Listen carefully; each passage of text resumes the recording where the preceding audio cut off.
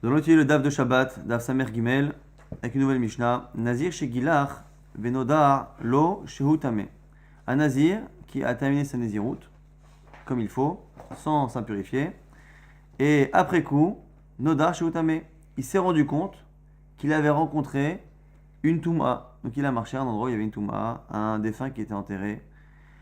Im Touma Yedura, si l'impureté qu'il y avait, donc le maître qui était à cet endroit-là, était connu de quelqu'un. Pas de lui évidemment, parce qu'il s'en est rendu compte après, mais connu de quelqu'un. Sauter, il recommence la Néziroute.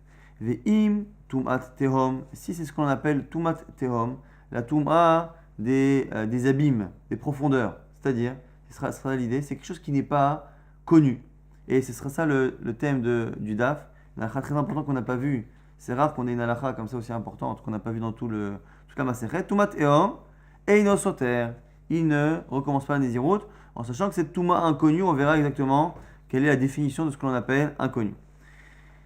Et nous dit la Mishnah, mais par contre, à une condition, qu'entre-temps, il ait fait la Tiglachat, qui se soit rasé. Imad Shelo Gilach, Benkar ou Benkar, Soter. Si par contre, il s'en est rendu compte avant le fait de se raser, c'est trop tard. Donc on parle de quelqu'un qui a fait sa Néziroute, qui a terminé le compte. S'il a terminé le compte et qu'il n'a pas encore fait la Tiglachat, eh bien même s'il s'est rendu compte après coup qu'il s'est impurifié, on ne regarde pas, on ne se pose pas de questions. Si par contre il a fait la Tiglachat, il s'est rasé, il a tout fini, il apprend après coup que pendant sa Néziroute, il s'est impurifié, à ce moment-là, on fait une différence entre quelque chose qui était connu et pas connu. La Mishnah nous donne l'exemple, Ketsad. Yaradid Bolba Me'ara, il est parti se tremper dans une grotte, dans un mikvé naturel, dans une grotte. Ah, il n'est pas parti se tremper à cause d'une impureté d'un mort, parce que sinon, on parle déjà d'un nazir qui a arrêté sa Néziroute. On parle qu'il est parti se tremper, soit pour se baigner, soit pour une impureté d'autre chose, mais en tout cas, il n'est pas tmémet. Venim tsamet, saf al piamara. Et après s'être trempé, il trouve finalement qu'à la surface comme ça de l'eau, à la surface de la mehara, de la grotte, il y a un corps. À ce moment-là, on dit tamé. Nimsa meshuka bakarka amehara. Si par contre il a trouvé ce corps-là, mais complètement enfoui dans le fin fond de la grotte, et que du coup il s'est rendu impur parce qu'il était dans une même pièce, c'est ce qu'on appelle Tumat Ohel, à ce moment-là on fait une différence. Yarad lehaker tahor. Si il est descendu juste pour se baigner, eh bien il est tahor. Li taher mitumat met tamé. S'il est descendu pour s'impurifier à cause du tumat met, tamé. Pour se purifier, mechila, tamé, il sera tamé. Pourquoi? Chez Cheskat tamé tamé, car il était déjà dans un cas où il y avait déjà une présomption qu'il était, une situation antérieure où il était tamé. Cheskat tahor, tahor, et celui qui est tahor reste tahor. Sheraglaim ladavar, parce qu'on a un principe que c'est comme s'il y avait une base, que celui qui est tamé reste tamé. Et non, raglaim ladavar, il y a des pieds à la chose, il y a une base à la chose. Ici, quelle est la dernière condition que l'on nous dit? C'est que jusqu'à présent, on a dit que pour qu'on ait Touma Théom, c'est-à-dire une Touma qui finalement, après coup, n'annule pas la Néziroute, il faut que la chose ne soit pas su de lui, mais même ne soit pas su de manière générale. Il faut qu'entre-temps, il se soit rasé la tête, la tiglachat, sinon ça ne fonctionne pas même si le compte de la Néziroute est terminé. Et autre chose, il faut que cette erreur-là qu'il a fait, finalement de s'impurifier sans savoir, il ne faut pas qu'elle se soit passée à un moment donné où il avait déjà une situation d'impur. Alors vous allez me dire, s'il est déjà impur et qu'il s'impurifie, ça ne change rien. Si, dans le cas où il est impur, il va au mikvé, il sort du mikvé, il pense qu'il est pur à ce moment-là, mais en fait, il ne sait pas qu'il y a un enchaînement immédiat entre sa première impureté et l'autre, qui fait que finalement, il n'est jamais sorti de sa situation impure. À ce moment-là, ça ne fonctionne pas. Donc finalement, il y a trois conditions pour Touma Théom.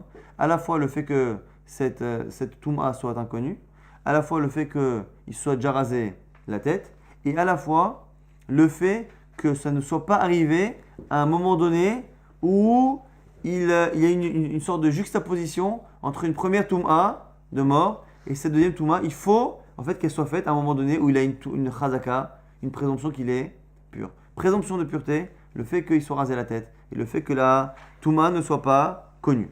L'Agma maintenant pose une question par rapport à cette halakha qui est particulière. On voit bien que le fonctionnement de cette halakha est particulier. On a du mal à comprendre pourquoi, si ça rencontre après qu'il s'est rasé la tête, on n'annule pas la Néziroute, puisque finalement, les marasés, techniquement, il s'est impurifié, donc la Néziroute a été, normalement, aurait dû être annulée.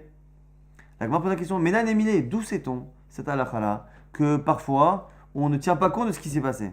Amar Rabbi Elazar, première proposition, De Amarkra, c'est le passage qui dit Vechiyamut met alav befeta pitom.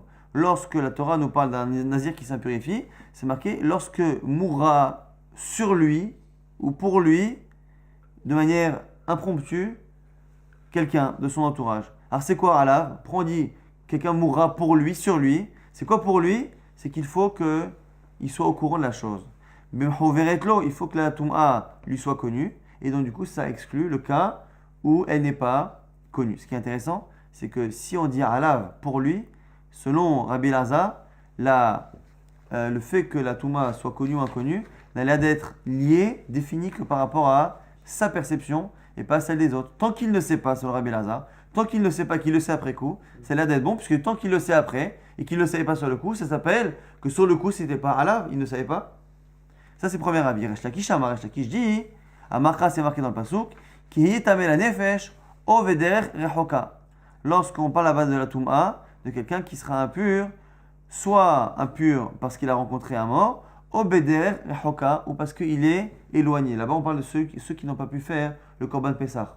Et du coup, on leur a donné, Hachem leur a donné, le Pessah Sheni. Pourquoi? C'est pour ceux qui soit sont en chemin, très loin, sans impureté, soit qui étaient sur place, mais qui étaient impurs. Alors pourquoi on a mis les deux un côté de l'autre? Pour dire finalement qu'il y a un point commun entre les deux. C'est-à-dire que la Touma, pour qu'elle puisse impurifier quelqu'un, il faut qu'elle soit comme le chemin. Un chemin en général, c'est connu, tout le monde connaît le chemin pour aller de telle ville à telle ville. Le chemin n'est jamais quelque chose qui n'est connu de personne. Il n'existe pas un chemin le chemin forcément il a été créé par un homme, donc il est connu de l'homme, même un. Donc ma derrière Begaloui, un chemin est forcément connu. Afkol, Begaloui, pareil, pour tous les cas de Touma, qui doivent être finalement connus. Donc là, on a une belle marque entre Rabbi Elazar et Resh Lakish, puisque dans la Mishnah, on avait simplement dit que la Touma doit être l'oyedoa, ne doit pas être connue, pour qu'on puisse appliquer le principe de Touma Tehom, de la Touma cachée.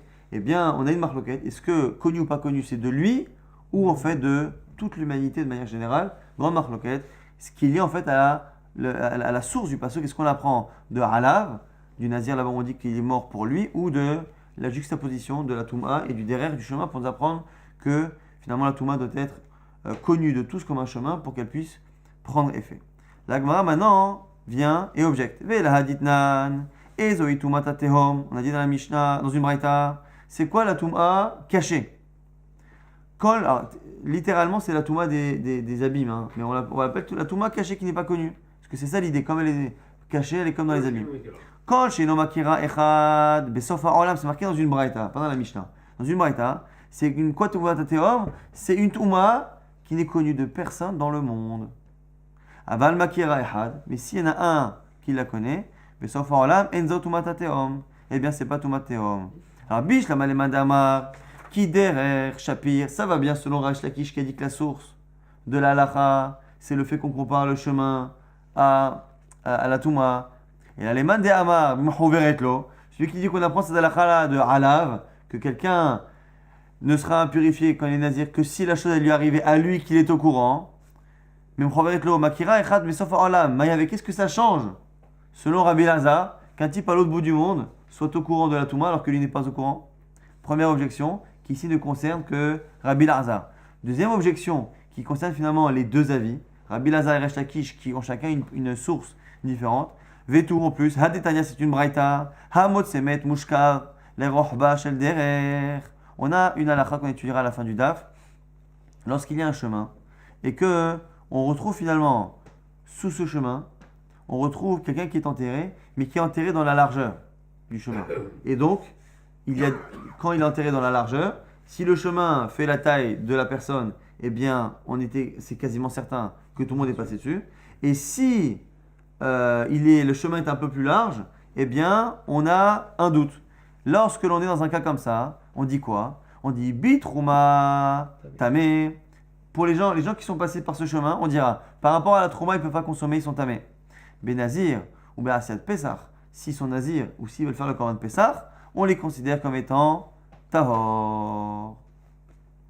Et on dit quoi? La Gemara pose la question, on dit Maïshna, explique-moi. Si selon toi, cette halakha-là de dire qu'il sait ou qu'il ne sait pas, eh bien, c'est lié au pasouk de Derech qui compare au chemin, ou qui compare finalement à Allah qui dit qu'il faut qu'il soit au courant, explique-moi ce principe-là de faire une différence entre Trouma et Nazir. Explique-moi pourquoi, lorsqu'il passe sur ce chemin, on fait une différence. Du coup, le fait que la Gemara ait rapporté une halakha dont on ne comprend pas le fonctionnement, eh bien, ça nous oblige à dire finalement que cette halakha n'est pas une halakha que l'on apprend dans la Torah, mais une halakha de Moshe Missinaï. Et du coup, les halakhot que l'on apprend, les Moshe Missinaï, ont cette capacité-là en général à ne pas être comprises et à avoir finalement des conditions d'application qui nous échappent. Et là, Touma Tatehom, Gemara Gvirela, tu es obligé de dire que c'est une halakha que l'on a reçue en Kabbalah depuis Moshe Missinaï, et donc on ne peut pas forcément comprendre tous les raisonnements. On reprend la partie de la Mishnah qui avait dit que Touma Tatehom, c'est la condition qu'il se soit rasé entre temps. S'il ne s'est pas rasé entre temps, même si la Nézirut est terminée, quand il apprend qu'il a touché une impureté, eh bien il recommence. La Gemara a dit, Iman Shelo Gilach, Man Tana, c'est qui le Tana de la Mishnah? La Gemara a dit, Amar Rabbi Yochanan, Rabbi Eliezer, c'est Rabbi Eliezer. Pourquoi? Damar, Tiglachad Ma'akevet, qui pense que la Tiglachad, le fait de se raser la tête, est essentiel. On ne peut pas se consommer du vin et terminer la Nézirut tant qu'on n'a pas rasé la tête. On a vu une marloquette dans les Tanaïm. Est-ce que la Tiglachad est si importante ou c'est ce que c'est le compte de la Nézirut et les corbanotes qui font que la personne est libérée? Selon Rabbi Eliezer, que justement, c'est la Tiglachat qui vraiment sonne la fin de la Nézirut, je comprends que selon lui, ce soit ça qui change tout. Si il s'est rasé la tête avant de savoir, ça y est, la Nézirut a été terminée, du coup, même s'il a appris après, c'est bon. Si par contre il a appris avant la Tiglachat, non. Selon ceux qui pensent que c'est pas réellement le fait de se raser la tête qui termine la Nézirut, le fait finalement que ce soit passé avant ou après ne change pas. Donc la Gemara tranche et nous dit que la Mishnah est selon la Shita en tout cas de Rabbi Eliezer. On pose maintenant une She'ela. Ba'erami Bachama. On a une nouvelle She'ela. Nitma Betor Melot. Dans le cas où il s'est impurifié pendant les jours de Nézirut. Rappelez-vous qu'il y a deux possibilités. Un Nazir s'engage, on va dire, pour 30 jours. Il termine ses 30 jours. Il peut s'être impurifié pendant les 30 jours, mais il peut aussi s'impurifier entre la fin du compte et le moment où il va au Beth Amikdash et qu'il apporte les corbanotes et qu'il se rase. Et ça, à ce moment-là, on se retrouve dans un cas où il s'est impurifié avant la fin du processus du Nazir, mais après le compte. Donc il n'a pas transgressé les 30 jours où il ne devait pas s'impurifier, mais il s'est tenu impurifié avant et on a vu qu'il y a une marloquette. On avait une marloquette justement aussi Tanaïm. Est-ce que lorsque l'impurification s'est produite après le compte qui était lié à son engagement, il s'est engagé 30 jours. Lui, il s'est impurifié à 30 jours et 6 heures. Donc selon certains, tant que le processus n'est pas terminé, eh bien on ne fait aucune différence entre pendant les 30 jours et entre le 30e jour et la fin du processus. Selon d'autres avis stabilisés, c'est non. Quand il s'impurifie pendant les jours de la Nézirut, il recommence tout à zéro. Lorsqu'il s'impurifie à la fin du compte, mais avant le processus, la fin du processus, il ne reprend que 7 jours. Et justement, par rapport à cela, on nous dit, si c'est impurifié Betor Melot pendant les 30 jours, pendant l'engagement, mais Nodarlo le Ahar Melot, et qu'il est au courant après, Mahu, quel est le statut? Bataille et Dirazlinan, est-ce qu'on va selon le moment où il a pris connaissance de l'impureté? Vedia Ahar Melot, et donc du coup, c'est comme si c'était impurifié après, Olo, ou non? Ulma, et quelle est la conséquence? Les mista, pour savoir combien il reprend de jours de Nézirut. On tourne la page. Amarava, Rava essaie de trancher. Tashma, regarde dans la Mishnah. On a dit Imat Shelo Gilach Benkar ou Benkar. Sauter. On a dit dans la Mishnah que finalement, quand il se rend compte de l'impureté avant de se raser la tête, eh bien, il recommence. Alors, Idi Tiadarle Betor Melot. Si on parle d'un cas où il est au courant avant le fait de se raser la tête, mais avant la fin des 30 jours. Ben là, on est dans un cas classique. On est dans un cas où quelqu'un s'impurifie pendant la Nézirut, est au courant pendant la Nézirut. On en a parlé pendant toute la Masechet. Évidemment qu'il est choser. C'est très les que j'ai besoin de te dire qu'il recommence. Si on a eu besoin de te dire ici que la personne elle recommence, c'est que c'est un cas où c'est un peu un chidouche chez quoi. Et là, la chamelot shmamina. Non, donc c'est un cas où il s'est impurifié effectivement pendant les 30 jours. Mais il a été au courant, non pas après le rasage, parce qu'après le rasage, on a dit c'est fini, mais avant le rasage, mais après l'engagement de la Nézirut. Finalement, on a 3 moments. Pendant la Nézirut, entre la Nézirut et le rasage, après le rasage. Avant et après la fin de la Nézirut, avant les 30 jours, c'est réglé, il recommence tout à zéro. Après le fait de s'être rasé la tête, on est d'accord qu'il ne recommence pas du tout. La question c'est entre les deux. La Gemara nous dit, tu vois bien que c'est le seul cas où on avait encore besoin d'apprendre quelque chose. Et comme on a dit dans la Mishnah, c'est forcément cela où on dit qu'il sautait. La Gemara dit oui, mais tu as raison. Mais moi, ma question c'est quoi? C'est lorsque la personne s'est impurifiée pendant les 30 jours. Qu'elle le sait après les 30 jours. Est-ce que on tient compte du moment où il est au courant? Et donc, c'est maintenant. Et à ce moment-là, selon Rabbi Eliezer Khamim, il sera sauté 7 ou 30. Exactement. Et donc, du coup, le fait ici que tu me dises qu'il recommence, tu ne m'as pas dit s'il recommence 7 jours ou 30 jours, donc tu ne m'as pas répondu à ma question. Ve'ada eitiba ele, kulo soter, ou shiva soter, mais la question elle reste. Ok, il reprend, mais il reprend combien? 7 ou 30? L'Agma dit, les man, pour qui on pose la question? Il est malheur à banane, si c'est on est selon Chachamim, pshita, pas shoot. Les kulo soter, il recommence tout. Pourquoi? Parce que selon Chachamim, même si c'était impurifié après les 30 jours, on ne parle pas de le savoir après, même si c'est impurifié après les 30 jours, eh bien, il recommence tout à zéro. Et donc, du coup, selon Rabbanan, lorsque la personne s'est impurifiée pendant les 30 jours, mais qu'elle l'a su après, savoir si on tient compte du moment où il s'est impurifié ou du moment où il l'a su, ça ne change strictement rien. Parce que finalement, Rabbanan disent que quel que soit le moment où la purification, pendant ou après, il recommence tout à zéro. Non, il pourrait recommencer, si c'est pas purifié le 14e jour, il pourrait recommencer que 16 jours. Non, on recommence tout à zéro dans la Nézirut. Mais il pourrait dire... Non, jamais. La Nézirut, non. La Nézirut, pendant les 30 jours, on recommence tout à zéro. On avait une marloquette de nous, quand le compte a été dépassé. Donc il a terminé son engagement. La Nézirut, c'était 30 jours. Il a terminé. Simplement, il n'a pas encore fait le processus. C'est sûr qu'il doit recommencer. Et s'il recommence 30, enfin, il recommence toute la Nézirut, ou s'il recommence que 7 jours. Et donc, du coup, l'Agma dit, selon Rabbanan, la question ne se pose pas. Selon Rabbanan, c'est évident qu'on n'a pas besoin de se poser la question, est-ce que l'on tient compte du moment où il est au courant, ou du moment où il s'est impurifié. Il est Rabbi Eliezer, Kol achar melot, Shiva soter. Et du coup, selon Rabbanan, selon Rabbi Eliezer Mechila, finalement, après les 7 jours, il reprend, après les 30 jours, il reprend que 7 jours. La Gemara répond Amar lach, Anemile kinitma achar melot, Ve'a lifne melot hu. La Gemara nous dit quoi? La Gemara nous dit que le cas de Rabbi Eliezer, eh bien, c'est Dafka Kinitma Achar Melot, Ve'ailifne Melot, Rabbi Eliezer. Lorsque, ce qu'on a dit en fait il y a 5 minutes, là, on a un peu devancé la Gemara, lorsque Rabbi Eliezer a dit que la personne, finalement, reprend que 7 jours, c'est lorsque la personne s'est impurifiée à la fin des 30 jours. Mais là, la question que l'on a, c'est qu'elle s'est impurifiée avant les 30 jours. Donc la Gemara pensait, jusqu'à présent la Gemara a posé une question, elle a dit, mais finalement c'est évident. C'est évident. Puisque Rabbanan dit toujours qu'on commence à 0 et que Rabbi Eliezer dit qu'on recommence toujours 7 jours, il n'y a pas de question. La Gemara dit non, tu n'as pas compris, c'est pas vrai. Selon Rabbi Eliezer, on ne recommence pas toujours 7 jours. Quelqu'un qui s'est impurifié en plein milieu du Nézirut, il ne recommence pas 7 jours. Si c'est impurifié le 29e jour par exemple, même le 29e, il lui restait un jour, il ne recommence pas 7 jours, c'est pas vrai. Il recommence tout. Donc du coup, la question continue de se poser, comme on l'a posée depuis le départ, mais la Gemara en fait a mis un peu de temps avant de la poser de manière claire. Finalement, selon Rabbi Eliezer, que lorsque imaginez quelqu'un qui s'impurifie, qui le sait tout de suite. Quelqu'un qui s'impurifie après le 30e jour, après la Nézirut, selon Rabbi Eliezer, il ne reprend que 7 jours. La question est maintenant, lorsque l'impureté et la connaissance de la chose se sont faits à cheval par rapport à la fin de la Nézirut, c'est-à-dire qu'il s'est impurifié avant, mais qu'il ne l'a su qu'après, qu'est-ce qui est important? Le moment. Exactement. C'est pour ça que je parle de 16 jours.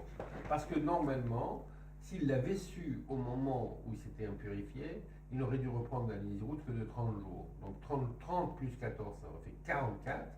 Est-ce que donc il reprend juste les 14 jours supplémentaires ou est-ce qu'il reprend encore tous les 30 jours? Exactement. Amara Khanemile Kinit Malachamelot, Ve'alif Nemelot, mais chez nous c'est un cas où il s'est impurifié avant. Donc la question se pose. Odil Machaneacha, Didia Achameloti. Donc du coup la question est reposée. Est-ce que finalement on tient compte de l'impureté qui est avant les 30 jours ou on tient compte du moment où il est au courant après les 30 jours? Donc c'est la question de l'Agma. L'Agma a dit, et l'Agma qui pose la question, elle répond. Oumina, tu réponds. Katane ben kar ou ben kar sauter avec l'okami flagué. Finalement, on reprend la même déduction que de Rava du début, c'est-à-dire qu'on a dit quoi dans la Mishnah? On a dit que dans ben kar ou ben kar, lorsque la personne est au courant avant le rasage, Et on avait dit, rappelez-vous, qu'avant le rasage, c'est forcément un cas où il est au courant avant le rasage, mais après les 30 jours, et qu'il s'est impurifié avant. Pourquoi? Parce que s'il s'est impurifié avant et qu'il est au courant avant, eh ben c'est ce qu'on a dit depuis le début de la Maseret, c'est un cas classique. C'est un cas de quelqu'un qui s'impurifie, qui est au courant pendant la Nézirut, il recommence tout à zéro. Le seul chidouche de la Mishnah, de nous dire que finalement il recommence, c'est de nous dire que c'est un cas où il l'a su avant de se raser, mais qu'il l'a su après la Nézirut. C'est là où c'est important de nous dire, tu sais quoi? Je pense que c'est tellement la tiglachat, le rasage qui est important, que même une seconde avant le rasage, et donc après le compte, s'il l'apprend, eh bien il est sauter. Et le fait, on avait dit, mais du coup, mais ça ne répond pas. Sauter combien? 7 jours ou 30 jours? On avait dit, c'est ça que l'agma avait dit, mais il n'y a pas de réponse claire. L'agma, le fait qu'on n'ait pas précisé finalement combien il reprend, ça veut dire qu'on reprend tout à zéro. Pourquoi? Parce qu'en disant finalement qu'avant de se raser, si il le sait avant de se raser, on a dit qu'il est sauter, ça veut dire qu'on n'est pas rentré dans le cas où il l'a su juste avant de se raser, mais après les 30 jours, mais juste avant les 30 jours, et donc du coup, on ne rentre pas dans les chilukim, ce qui veut dire que finalement, c'est une halakha commune. Or, pour faire une halakha commune, à tous les cas où c'est avant la tiglachat, il faudrait dire que c'est une chazara de 30 jours. Et comme c'est une halakha de 30 jours, et bien du coup, on est obligé de dire qu'il n'y a pas de différence. Et donc du coup, on a répondu à notre question dans le cas où il s'est impurifié pendant les 30 jours et qu'il l'a su que après, et bien finalement, il reprend tout. Et donc c'est le moment de l'impurification qui est important, non pas le moment de la connaissance. Tanoura Banan, on a une braïta, et qui reprend la halakha qu'on avait vue, et qui va donner quelques détails. On avait vu que lorsque l'on avait un mort qui est enterré finalement sous un chemin, et qui prend plus ou moins la largeur du chemin, on avait des halakha particulières entre Trouma d'un côté et Nazir et Kohen Pessar de l'autre côté. Tanoura Banan braïta. Hamot Semet, Moutal, les rohbash el derrière, celui qui trouve un défunt enterré dans la largeur d'un chemin. Li Trouma, ceux qui sont passés là-bas pour la Trouma, ils sont tamés, ils sont impurs. Benazir, c'est Pessar Tahor, par rapport à la Nézirut et Pessar Tahor. Et c'était de là qu'on avait vu que c'était Nachal et Moshe Misnaï, non pas des psukim. Bamed Varim Amurim, la Braïta nous donne les conditions d'application. Chez En Makom la Avor, c'est un cas où il n'y a pas d'autre endroit pour passer. Aval Yesh lo Makom la Avor, mais si par contre il y a de la place sur le côté du chemin, donc soit il est enterré sur un des côtés, même au milieu, s'il y a de la place, Af les Trouma Tahor, parce que finalement on n'a qu'un safek. Ça n'est que si on a la certitude que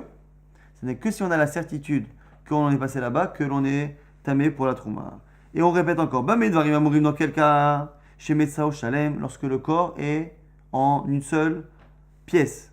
Aval, Meshuba ou Meforak, si le corps par contre est séparé, Afilou, En Makom la Avor, même s'il n'y a pas de place, c'est-à-dire que l'on a un chemin qui fait une certaine longueur, et que l'on a finalement des morceaux d'un corps qui sont éparpillés sur toute la largeur, on dit quoi? On dit qu'il est possible que la personne soit passée entre les morceaux, entre guillemets. Et du coup, Chayshinan, on craint, mais ici c'est on craint, non pas la Chouma pour être strict, mais au contraire. C'est-à-dire qu'on craint, c'est-à-dire qu'on imagine l'éventualité, Shema Ben Aprakim Avar, qu'il est passé entre les membres du corps, et donc du coup il ne s'est pas impurifié. Ce qu'on est en train de nous dire finalement, c'est que là où on est marmire pour la Trouma, on est marmire que lorsqu'on a une certitude que la personne soit passée.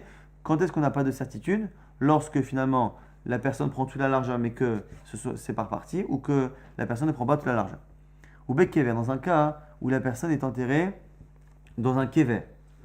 Même à Philo Meshuba, on fera même si les parties sont éparpillées, on avait vu un principe que lorsqu'il y a un tombeau, et bien du coup ça a tendance à uniformiser toute la Touma et faire en sorte finalement que toute la largeur, donc puisque le Kever, l'endroit où il est enterré, prend toute la largeur, même si le corps lui-même est éparpillé et que finalement il ne prend pas toute la largeur, ça uniformise la Touma et ça rend finalement tamé tout l'endroit, et donc du coup, même on commencera à prendre les mêmes halachot.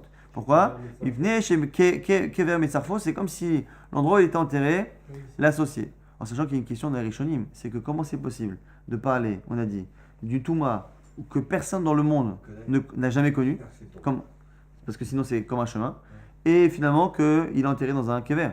Il s'est pas enterré tout seul, le bonhomme. Donc du coup, il a un problème. Du coup, les commentaires disent que c'est un cas particulier où on a creusé une fosse pour quelqu'un et que finalement on l'a pas enterré et que quelqu'un est tombé dedans et il est mort. Donc il s'est retrouvé à être mort Il y a malheureusement ce qu'on là-bas. appelle des glissements de terrain. Voilà.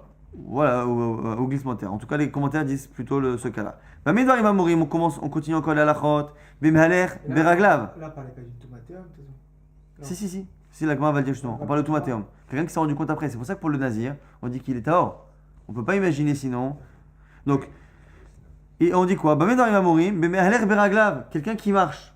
Ce qu'on a dit là, que lorsque la personne passe et qu'il y a des morceaux et qu'on imagine que la personne n'est pas passée, c'est lorsque la personne est debout. Pourquoi? Parce qu'une personne qui est debout, elle marche droit, comme elle marche droit, on imagine qu'elle est passée à des endroits où il n'y a pas forcément de partie du corps. Aval ta'oun o rachouv tamé. Mais si finalement il est en train de porter quelque chose ou qu'il est lui-même sur un animal, eh bien on part du principe que du coup la marche n'est pas forcément droite, il n'est pas dressé comme ça, et du coup il a forcément tendance à être courbé quand il est sur un animal ou qu'il porte, et du coup on imagine qu'il a pu à ce moment-là prendre une plus grande largeur et à ce moment-là toucher la touma. À ce moment-là on ne peut pas donner cette halakha-là et être mekil dans Nazir et dans Korban Pessah.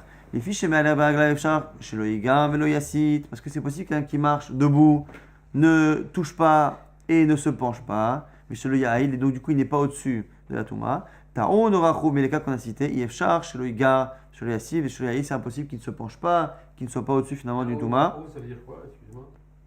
Ta'oun, c'est quand on porte quelque chose. Rachouf, c'est qu'il est sur un rechev, sur quelque chose comme une voiture, mais ici c'est un animal, c'est quelque chose qui avance, quoi. Un animal qui avance. Et on nous dit quoi encore une fois? Bamedvarim amorim, de quel cas parle-t-on? Betuma tatehom, lorsque la touma n'est pas connue. Aval touma yedora, mais si la touma est connue, shlosh tant meim, les trois sont impurs, non seulement la touma, mais aussi nazir et Korban Pessah. Veizoi touma tatehom, c'est quoi la touma du tehom? Kosh en makira, et had besof haolam. C'est la fameuse braïta qu'on avait citée tout à l'heure. C'était la fin de cette même braïta. On l'a étudiée par morceaux. Et c'est lorsque la touma n'est connue de personne. Makira echad besof haolam. Enzo tumat tateom, si une seule personne à l'autre bout du monde est au courant, ce n'est pas tumat ateom. On termine les halachot par rapport à cela. Hayatamun beteven obitzchorot arezo tumat ateom. Si la personne qui est enterrée, eh bien, elle est cachée sous teven de la paille, sous des tzchorot, sous des pierres, eh bien, à ce moment-là, ça s'appelle tumat ateom.